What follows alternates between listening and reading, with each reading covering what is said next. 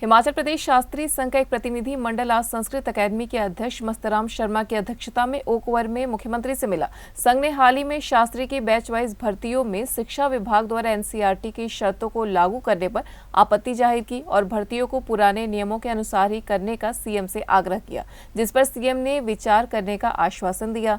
इस मौके पर संस्कृत अकादमी के पूर्व अध्यक्ष मस्तराम शर्मा और शास्त्रीय संघ के प्रदेश अध्यक्ष मनोज शैल ने बताया कि कुछ जिलों में शास्त्री की बैच वाइज भर्ती पुराने नियमों के साथ हो गई है, लेकिन अब शिक्षा विभाग ने एनसीईआरटी के नए नियमों को भी भर्ती के लिए लागू कर दिया है, जो भर्तियों का इंतजार कर रहे शास्त्री के साथ धोखा है। इसलिए सीएम से पुराने नियमों के आधार पर ही भर्तियां करने का अनुग्रह किया गया है।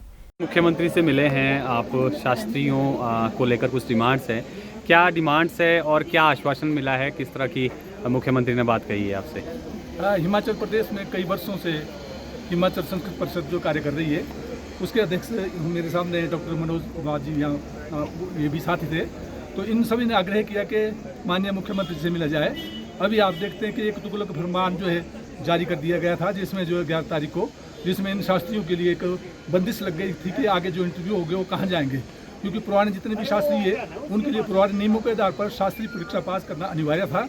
उसी के आधार जो 2011 के जो रूल बने हुए थे, उस नियमों को ये लोग चाह रहे थे कि वो यही नियम हमारे ऊपर लागू होने चाहिए। जो नए नियम थोपे जा रहे वो अभी ना तो पत्रिका में प्रकाशित हुए, ना ही कहीं बाहर अभी गए हुए, तो उनको पर बंदिश लगनी चाहिए। तो जिसने माननीय मुख्यमंत्री ने सहर्ष उसको स्वीकार किया और अपने उच्च अधिकारियों को बुलाकर ये कहा कि इन रूलों को मुझे दिखाया जाए। और जो पुराने रूल है, जो जबकि अन्य जिलों में, कई जिलों में जो है पुराने रूलों के आधार पर जो है साक्षात्कार हो चुके हुए, तो किसी 1-2 जिले में जो रह गए हुए उनके ऊपर ये नियम क्यों लागू किया जाए, जो अभी 11 तारीख को मतलब 11/2023 को जो निकाले गए थे, तो उस पर प्रतिबंध लगा दिया गया है। और आने वाले भविष्य में संस्कृत के विकास के लिए हिमाचल सरकार जो है उत्तरोत्तर कार्य कर रही है। किस तरह के ये नियम थे, क्या चेंज किया गया था इसमें और क्या बाधा आ रही थी? ये अध्यक्ष बोलेंगे। इसमें ऐसा था कि हमारे जो शास्त्रीय अध्यापकों के भर्ती और पदोन्नति नियम है, उसमें शास्त्री की उपाधि जो है वो 50% अंकों के साथ और टेट के साथ अनिवार्य थी, और उसी पर बैकलॉग पर कुल्लू में भी और सिरमौर में भी भर्ती हो गई।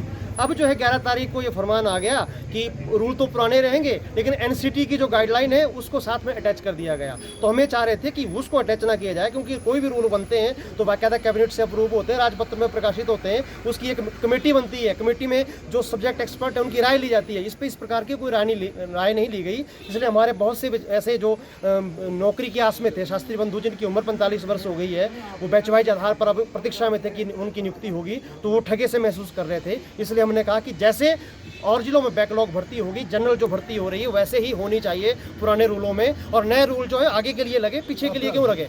क्या बीएड तो कंपलसरी किया, लेकिन साथ में और भी उन्होंने जो है तो बीए में एक पेपर पढ़ा हुआ वो भी उसमें आ जाए, या किसी ने जो है संस्कृत नहीं भी पढ़ी है मूल रूप से, वो भी उसमें आ जाए। इस तरह की कई शर्तें उसमें थोप दी गई है।